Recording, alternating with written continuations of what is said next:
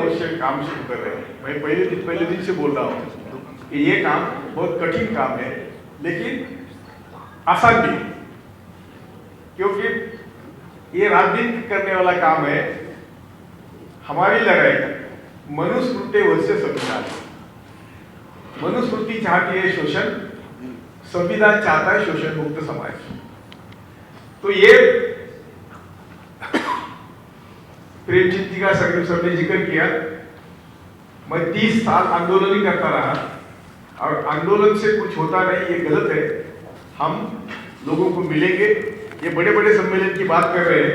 मैं तो कहता हूं कि जैसे हम बैठे ऐसे 10-15 लोग लेके बैठे गांव तक हम जब प्रवास करेंगे और मिलेंगे लोगों को, तो भी इफेक्ट हो सकता है। सबको हम कॉन्फिडेंस दिला सकते हैं कि हम ये कर सकते हैं। लेकिन आज मैं उत्तर हिंदुस्तान की जो मेरा अभ्यास है कि सब लोग संघ के खिलाफ बोलने में डरते हैं, मनुवाद के खिलाफ बोलने में डरते हैं। नेता को डरने दो ना, उनके फायदे हैं, हमारा क्या है? हमको ज्यादा से ज्यादा वो सिर्फ मार सकते हैं। तो अभी जिंदगी जीने के लिए भी कुछ छोड़ा नहीं मोदी। हमारे रोजगार छीना है, हमारे सब संपत्ति छीनी है। वही मैं बार बार जिक्र करता हूं कि उनका जो ध्येय था वो सब हमको 2 जून की रोटी पर लाके रखना था, वो उन्होंने पूरा किया है। हमारी बैंक नहीं रही, सार्वजनिक उद्योग नहीं रही है, LIC नहीं रही, जो भी आज तक खड़ा हुआ था उस पर मोदी ने ऐश करके खत्म किया। उसका कई करोड़ का विस्तार, उसका प्लेन, उसके हर दिन खर्च सिक्योरिटी पे 3 करोड़ रुपए खर्च होते हैं। हर दिन जाहिरात पर कई करोड़ रुपए खर्च होते हैं हर दिन। जो बजट बोलता है ना, वो बेटी बचाओ, तो बजट जितना सैंक्शन हुआ उससे ज्यादा एडवर्टाइजमेंट में खर्च हुआ है। हम लोग देखते रहे कि बजट में क्या दिया और हुआ क्या। बेटी बचाओ के लिए कुछ नहीं हुआ, सब खर्च हुआ।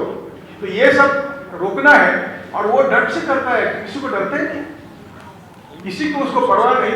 क्योंकि फिर से मैं कहता हूं, सभी हमारी महत्व की संस्था जो है की इंस्टीट्यूशंस, उसके ऊपर जहरीले सांप जैसे ब्राह्मणवादी या मनुवादी लोग बैठे हैं, और वो सब मोदी को सपोर्ट कर रहे हैं। जुडिशियरी भी हो, कोई भी हो, मोदी जो नंगानाज करेंगे, मोदी का सवाल नहीं कोई करता ना। तो ये सवाल करने की हिम्मत हम लोगों ने करी। ये हमारे दोस्त अरुण जी, वैसे तो मुझे डॉक्टर कुमार का भी उल्लेख करना चाहिए। ये 2019 से मेरे पीछे पड़े थे कि हम सब मिलकर कुछ करेंगे। तब मैंने सोचा था कि अभी बीजेपी से बाहर आए, अभी इनको उनकी इलेक्शन में मैं निकला था, उनके प्रचार के लिए निकला था। हम सब इसलिए उन्होंने मेरे पहले दिल में डाला था, लेकिन मैंने ज्यादा ध्यान नहीं दिया। सुनीलम जी या काफी इतना नहीं हमारे वो लोग, श्याम रजत जी, ये सब लोग, BR पाटिल हमारे बहुत जुने पुराने दोस्त थे, वो भी कहते थे कि कुछ करना चाहिए। तो मुझे लगता है कि हम निगेटिव मत सोचना ही नहीं, कुछ नहीं, ये हम जरूर करते रहेंगे। जिनकी नींव ही झूठ पर आधारित है, मनुवाद की नींव झूठ पर आधारित है, अंधविश्वास पर आधारित है, वो जब जय श्री राम कहते हैं तो हमें लोगों को समझना पड़ेगा कि जय श्री राम सबका है, लेकिन ये काम में कुछ राम की राजनीति के लिए राम नहीं है। तो हमें इसी ढंग से, जहां आज आप कितने दिन से 11 बजे से अभी तक बैठे हैं, समाजवादियों को इतने देर बैठे मैंने देखा नहीं, और ये भी बिना झगड़े, एक भी झगड़ा नहीं हुआ, कंट्रोवर्सी नहीं हुई, बिना झगड़ा। तो ये जो हो रहा है, ये बहुत अच्छी साइन है। मैं बिल्कुल आपको पैम्पर नहीं कर रहा हूँ, क्योंकि मैं समाजवादियों के साथ 30 साल से जुड़ा हूँ। मुझे बधाई दीजिए ना, मैं विड्रॉ कर ले रहा हूँ। 30 साल से मैं जुड़ा हूँ। तो 10 लोगों की मीटिंग में भी हमारे डिफरेंसेस, झगड़े ये चलते रहते। तो आज इतने अच्छे माहौल में ये मीटिंग हो गई। हम सबको आभारी, सबका आभारी है, इनके भी आभारी हूँ। मेरा आपका इस माध्यम से परिचय हुआ, पर सबने घर जाते समय सोचना चाहिए कि हमें मनुवाद से लड़ना है। उनका प्लानिंग हजारों साल का होता है, वो हजारों साल हम पर राज कर रहे हैं, और आगे हजारों साल राज करने की उनकी योजना है। तो इसको तोड़ना, इसीलिए हमें रात दिन काम करना है।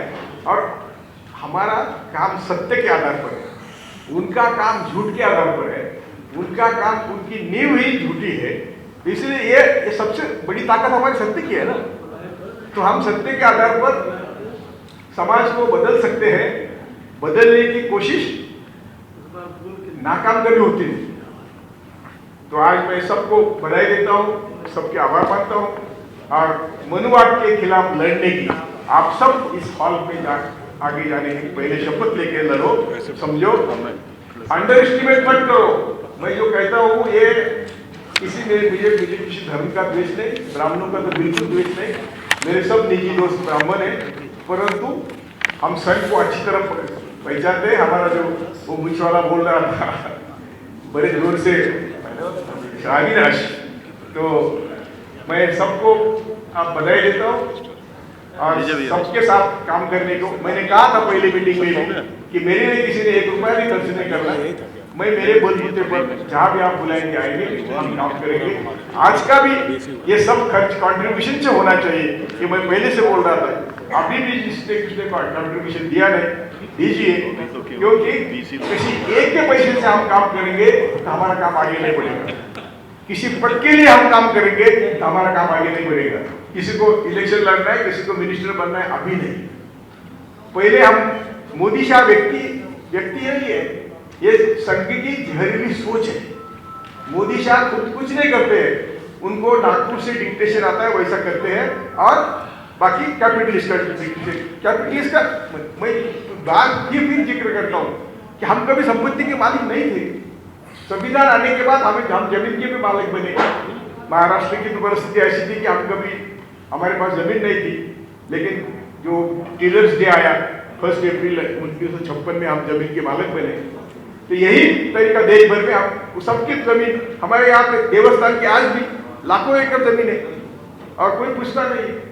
तो ये सब उनको किस कानून में नहीं है। हमारे महाराष्ट्र में 54 एकड़ जमीन की ज्यादा जमीन रखने का अधिकार नहीं। एक ब्राह्मण के पास आज भी 7000 एकड़ जमीन है और कोई कायदा, कोई कानून उसको नहीं।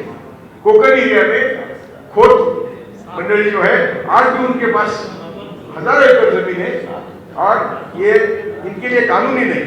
मेरे गांव की मैं एक कहानी बोलता हूँ। मेरे गांव का ब्राह्मण शिक्षक है, दोनों हस्बैंड वाइफ, और वो कुछ काम नहीं करते स्कूल में, वो सिर्फ RSS की शाखा चलाते। 15 साल हो गए, उसकी कोई ट्रांसफर नहीं करता।